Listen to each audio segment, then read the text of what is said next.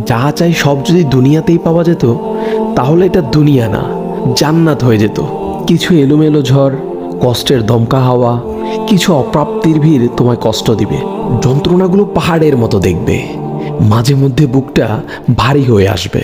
তবে কখনোই হতাশ হইও না, ভেঙে পড়ো না, কারণ এটাই দুনিয়া। এখানে সব চাওয়া পূরণ হবার নয়।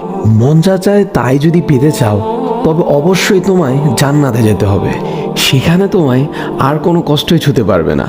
এই যে ছোটোখাটো কষ্টগুলো তোমায় আঘাত করে, এগুলো মূলত তোমায় জান্নাতের নিকটবর্তী করে এবং আল্লাহর সন্তুষ্টির দিকে দ্রুত গতিতে নিয়ে যায়। আর এখানে সুখ দুঃখ কোনোটিই স্থায়ী নয়। এখানকার সব কিছুই সাময়িক, আর আখেরাত হলো চিরস্থায়ী। সেখানকার সুখ দুঃখ চিরস্থায়ী।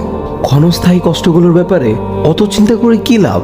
আল্লাহ সুবহানাহু ওয়া তাআলা বলেন, জান্নাতে তোমাদের জন্য তোমাদের মন যা চাই তাই আছে। তোমরা যে জিনিসের আকাঙ্ক্ষা করো তোমাদের জন্য সেখানে তাই আছে। সূরা ফুসসিলাত আয়াত নাম্বার 31। তাই স্বপ্নগুলো আখিরাতের জন্য বাঁচিয়ে রাখো। হতাশ হয়ে নিজেই নিজের উপর জুলুম করো না।